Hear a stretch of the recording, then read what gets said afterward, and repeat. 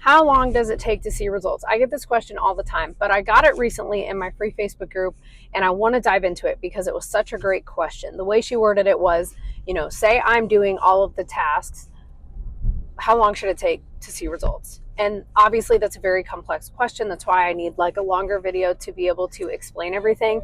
But what she means by all the tasks, because this is a client of mine and she understands what the tasks are in my mind for a health and fitness journey. So tracking your food, hitting protein and calories. Calories determine how much we weigh. Protein determines what we look like when we get there. So both of them are important.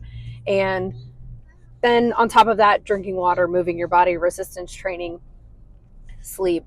These are the positive habits. So she was asking, say I'm doing all of these things, then how long should it take to see results? So I want to break this down. I'm going to give a couple different examples of what I see 99% of the time when people ask this question. And then at the very end, I'm going to go through the one thing that I do give clients to do. If they really are doing all of the things like they say they are, there's one thing that I have them implement. And it's very simple. It's not a supplement. It's nothing you buy. It's literally so simple that people overlook it. And I have had multiple different clients that could tell you this was the one thing that really expedited their results. So first scenario, they ask me this question. I pull up their calendar. What do I see? They are crushing it. They're doing such a good job Monday through Thursday. What are they doing Friday, Saturday, Sunday? I don't know. Why? Because nothing is on their calendar. So this is the number one example of when I say I'm trying to rid people of this all or nothing mindset. This is the all or nothing mindset. They're all in all week long and then they are all out. We have to stop treating our health and fitness like a 9 to 5. Clocking out at 5 p.m. on Friday, clocking back in at 9 a.m. on Monday. The weekend is a lot larger of a chunk than people realize. And I say this as someone who has been there. I have been in that position where I was grinding all week long, actually restrictive during the week. And then come weekend, nothing would change. I'd binge, eat, drink, whatever it looked like, and then try and get back on track on Monday. And then frustrated that I didn't feel good. I didn't feel confident. My body composition was not changing. And because I was just doing the same thing over and over. You've all heard the definition of insanity, doing the same thing over and over, and nothing is different. So keep that in mind. Nothing changes if nothing changes. So if you're stuck in this hamster wheel of doing the same thing and still getting frustrated, we got to change something. We have to redirect. We have to get to the point where we stop treating every weekend like a special occasion. Okay, it's the weekend. It's a special occasion. I'm just going to take everything completely off. Like, we can still drink water. We can still get in protein. You can still move your body and then go have a few drinks at night or go on a date night or go enjoy a wedding. That doesn't have to mean, oh, well, I have a wedding this weekend. So, I'm not going to do anything health and fitness related for, the whole weekend. So that's an example of what I mean by losing the all or nothing mindset. And again, I say it with a lot of passion, I guess you would say, because I've been there. I was doing the same thing, and that's why I have come to be so effective in helping other people get out of this mindset, because again, so much of it starts up here. That's why I named my fitness. That's why I named my business Believe and Achieve Fitness, because you have to believe and tell yourself these positive thoughts and that you are able to do this thing that you're striving for in order to actually do it. If you keep telling yourself it's never going to happen, I'm never going to get there, then you won't ever get there. And that's just the reality of really anything in life. Okay, so that's the first scenario. We're tracking and we're grinding, we're doing all the things, but not on the weekends. And we've got to start putting in some weekend work. The next example that I see, this is usually coming from people who I'm not working with, for example, because we haven't already gone through like the education of the importance of tracking food necessarily, or they haven't let me like explain it enough, or they just haven't given it a chance because they're so like, I don't want to track my food because it's hard work. Well, if you have some big goals, it's going to take some hard work, whatever those goals are. It doesn't have to be health and fitness. So the other thing I see is people are working really, really hard and they're not putting in the work with their nutrition. So that's like, this is kind of an answer in one, but there's two different like scenarios. So they're not eating healthy. They're changing nothing with their nutrition habits. So they're working out really hard. They're grinding. They're doing all the things, but their nutrition is still awful. And we can't out-train poor nutrition. And it's not more important, it's also important. If we want to be lean, have that lean, toned, strong look, We need the resistance training. We need protein. Both of these things are important. But again, remember, it's not just about the body composition. It's fine to have those goals, but we want to feel good. You want to feel good. We need to be healthy within as well. So another aspect of this is one of the most common things that I see and the reality of what so many people are struggling with, because it's 2025. Most people understand at this point, if they want to see body composition changes, they have to put in some work with their nutrition, right? So they're eating healthy. They're like, this is the best I've ever been with my nutrition and working out. Like, I don't understand why I'm not seeing results. 9 times out of 10, what is happening is, while you've worked really hard, you've done a great job, you're increasing protein, you're eating more whole foods, you're still not getting in enough protein, and you are eating too many calories.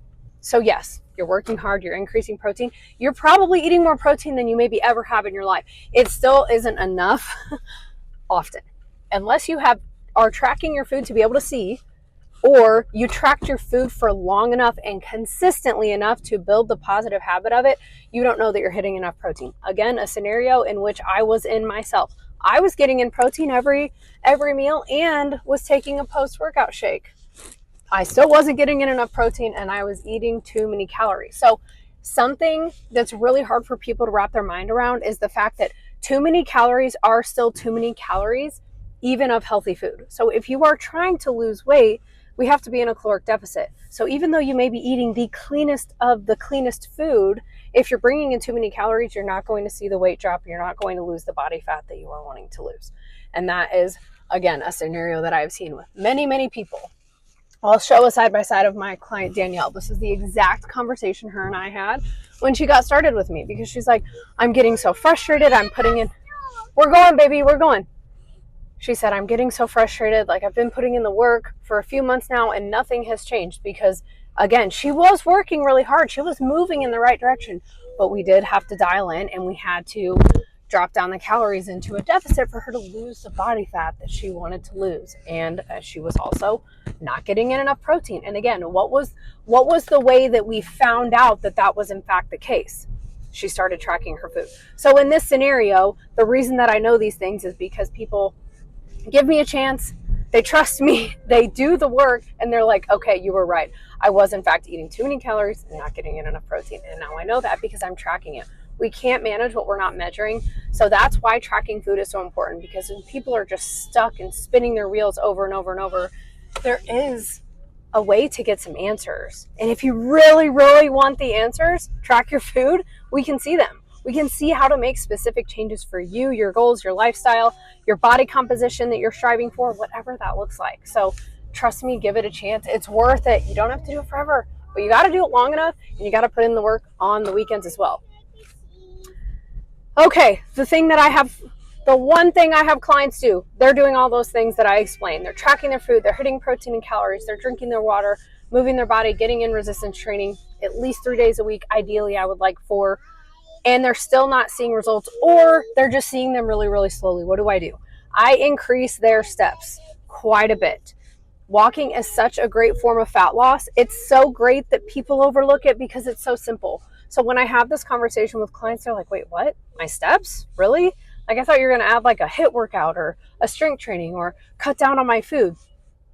And that with so many different clients, they're like, yep, remember when you increased my steps from 10K to 12K or 12K to 15K?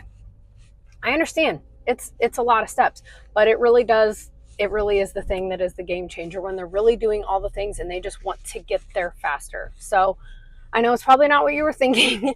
And some people are like a little disappointed by that answer too. And I always find it kind of comical, because I'm like, why? Just go do it. Go move your body. Even better if you can get outside and get some vitamin D, some fresh air, a change of scenery. So these things are simple, but they're not easy. However, so many people are just spinning their wheels trying to find the answer, when in reality, you know a lot of what you need to do. It's just time to go put in the work. So now that we have gone through all of this, and you've hopefully gotten some answers and some, I guess, reassurance on what you're doing, go implement it. Go put in the work now. Now that you're at this point where you're like, okay, I could improve on X, Y, Z, go do those things. Because again, we can learn and take in all the information all day long as much as we want to. But if we're not then going and applying it, all of that learning and taking and doing is kind of irrelevant. in that case. So also, if you know a friend that is struggling on their health and fitness journey and they have been in this exact position, spinning their wheels, please send this to them. Please. I hope this was helpful. Please stay tuned because I am going to be doing a Saturday series where I'm going to give you a real life example of what it looks like when I am living my life, doing things, going out and about, because I have a very busy month this next month, and I want to show you what it looks like for me to still put in work with my health and fitness and very much enjoy my life and go do fun things, because it is possible. So many people are doing it, and so many people don't get started on their health journey because they don't think it can be done. Trust me, it can be, and life is so much better when you can find that great happy medium with both. Thank y'all for watching. I'll see you on the next one.